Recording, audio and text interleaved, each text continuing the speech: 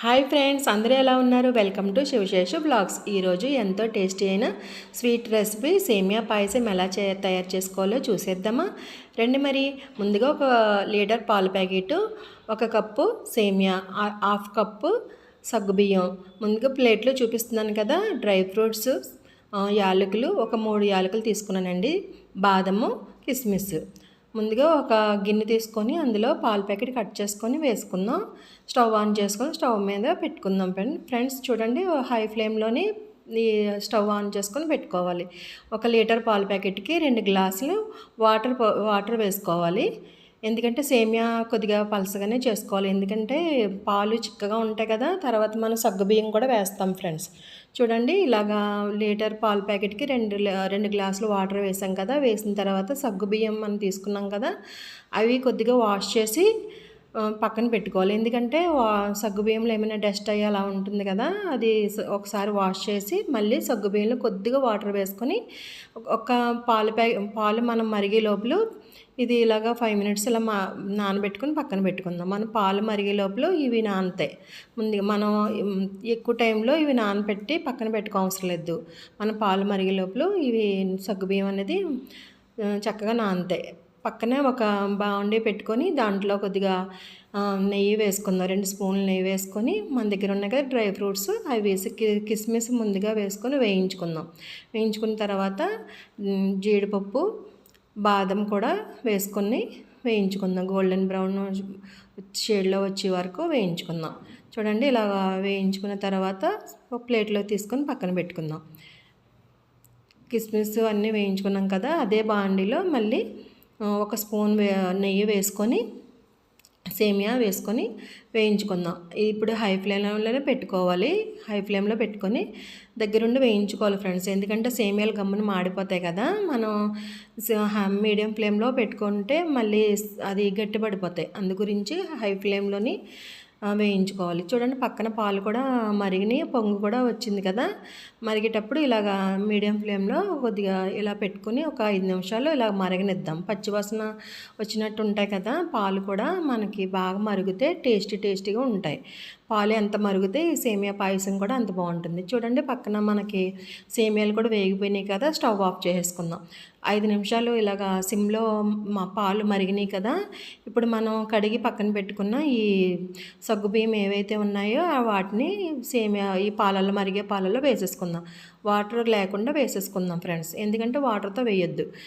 మనం already water వేసాం కదా, మనం పాలల్లో వేసాం కదా. వాటర్ వేసిన తర్వాత ఇలా ఒకసారి ఇలాగ గట్టితో కలుపుకోండి, ఎందుకంటే సగ్గుబియ్యం ఉండ కింద అయిపోతాయి. అందు గురించి మనం ఇలాగ వేసుకోవాలన్నమాట. హై ఫ్లేమ్లోనే పాలు చక్కగా మరిగి సగ్గుబియ్యం కూడా ఉడుకుతాయి. అప్పుడు మనం కొద్దిగా మీడియం ఫ్లేమ్లోనే పెట్టుకొని ఒక 5 మినిట్స్ కొద్దిగా అలా ఉడకనిద్దాం. ఎందుకంటే సగ్గుబియ్యం మనం సపరేట్గా వాటర్ వేసి ఉడకే అవసరం లేదు ఫ్రెండ్స్. ఎందుకంటే మనం టైం లేనప్పుడు పిల్లలకి స్కూల్కి త్వరగా సేమియా చేసుకోవాలి అన్నప్పుడు మనం ఇలాగ ఈజీగా సేమియా పాయసం ప్రిపేర్ చేసుకోవచ్చు. పూజల టైంలో మనం పూజలు చేసుకున్నప్పుడు, వ్రతాలు చేసుకున్నప్పుడు మన సేమియాలు అర్జెంటుగా సేమియా పాయసం చేసుకోవాలి అనేటప్పుడు మనకు టైం కూడా సేవ్ అవుతుంది. చూడండి, మనం ఏ కప్పుతోనైతే మనం సేమియా అండ్ మరి అదే సగ్గుబియ్యం తీసుకున్నాం కదా, దాంతో హాఫ్ కప్పు పంచదార కూడా వేసుకుందాం. ముందే పంచదార వేయకూడదు. పాలు మరిగిన తర్వాత సగ్గుబియ్యం వేసిన తర్వాత పంచదార వేసుకోండి. ఎందుకంటే పాలు పచ్చిగా ఉన్నప్పుడే, పాలు మరుగుతున్నప్పుడు మనం పంచదార వేస్తే పాలు విరిగిపోతాయి ఫ్రెండ్స్. అందు గురించి పాలు బాగా మరిగిన తర్వాత ఇలాగా సిమ్లో పెట్టుకొని ఒక 5 మినిట్స్ అలా సిమ్లో ఉడకనిచ్చిన తర్వాత ఇప్పుడు సేమియాలు కూడా వేసుకుందాం. హై ఫ్లేమ్లో ఉన్నప్పుడు సేమియాలు వేయకండి ఫ్రెండ్స్, ఎందుకంటే పొంగేటప్పుడు మన సేమియాలు వేస్తే పాలన్నీ బయటికి పొంగిపోయినట్టు వచ్చేస్తాయి.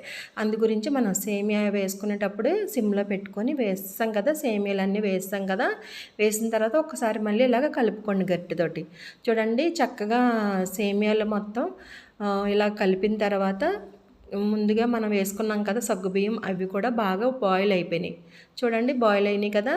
సేమియా కూడా మనం ఇలాగ వేసిన ఒక 5 మినిట్స్ తర్వాత ఇలాగ మనం చూసుకుంటే, 5 మినిట్స్ కూడా అవసరం లేదు ఫ్రెండ్స్, 2 మినిట్స్ అయితే చాలు. ఇలా వేసుకుంటే ఇలా చూసుకోవాలి ఫస్ట్. ఏంటంటే 100%లో 70% ఇలా కొద్దిగా ఉడికిన తర్వాత యాలకులు వేసుకుందాం. బాగా సేమియా వేసిన తర్వాత బాగా ఉడికించే అవసరం లేదు. ఎందుకంటే ఉడికిందంటే ముద్దయిపోతుంది. సేమియా ఎక్కువసేపు ఉడికిందంటే ముద్దయిపోతుంది. చాలామంది చూడండి సేమియా చేసేటప్పుడు చేసిన ఒక 10 నిమిషాలు అలాగా చల్లారినప్పటికీ సేమియా అన్నది ముద్దయిపోతుంది. నేను చెప్పినట్టుగా ఇలాగా మీరు చేసి ఒకసారి ఈ రెసిపీని ట్రై చేయండి. సేమియా ఎప్పుడు మనకి అసలు ఒక రోజు అంతా ఉన్నా కూడా సేమియా అన్నది ముద్ద అవ్వడం జరగదు.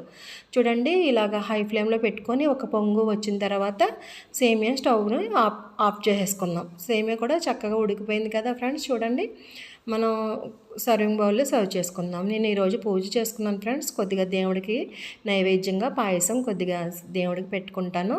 తర్వాత మనం సర్వింగ్ బౌల్లో సర్వ్ చేసుకుందాం. ముందు దేవుడికి సేమియా పాయసం పెట్టేద్దాం రండి. మరి చూడండి ఈరోజు నేను చక్కగా దేవుడికి పూజ అనేది చేసుకున్నాను. పాయసం కూడా పెట్టుకుంటున్నాను. మీరు కూడా ఆ దేవుడు దీవెనలతో పాటు మీ సపోర్ట్ కూడా నాకు కావాలి ఫ్రెండ్స్. శివశేష వ్లాగ్ని సపోర్ట్ చేయండి ఫ్రెండ్స్. లైక్ చేయండి, సబ్స్క్రైబ్ చేయండి. నేను ఇలాగ పూజ చేసుకున్నాను. మీ అందరికీ నచ్చిందా ఫ్రెండ్స్? చూడండి మా పిల్లలు కూడా ఈరోజు పూజ చేసుకొని నాకు ఎంత హెల్ప్ చేశారు. పాయసం అంటే మా పిల్లలకు కూడా చాలా ఇష్టం ఫ్రెండ్స్. చూడండి ఎంత బాగా చేసుకున్నాను.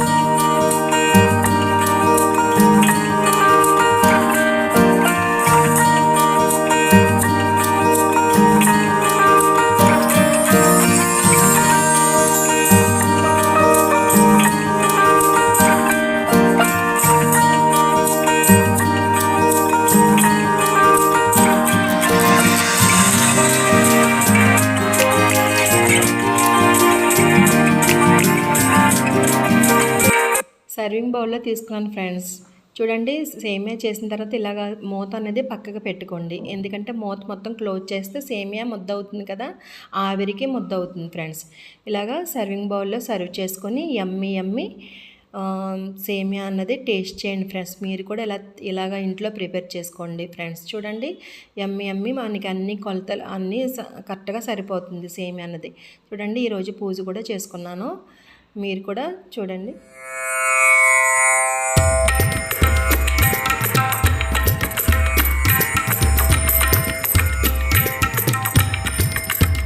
ఆ దేవుడి ఆశీస్సులతో పాటు మీ లైక్, షేర్, సబ్స్క్రైబ్, సపోర్ట్ కూడా నాకు కావాలి ఫ్రెండ్స్. షేర్ చేయండి, లైక్ చేయండి, కామెంట్ చేయండి ఫ్రెండ్స్. మర్చిపోవద్దు. Bye friends.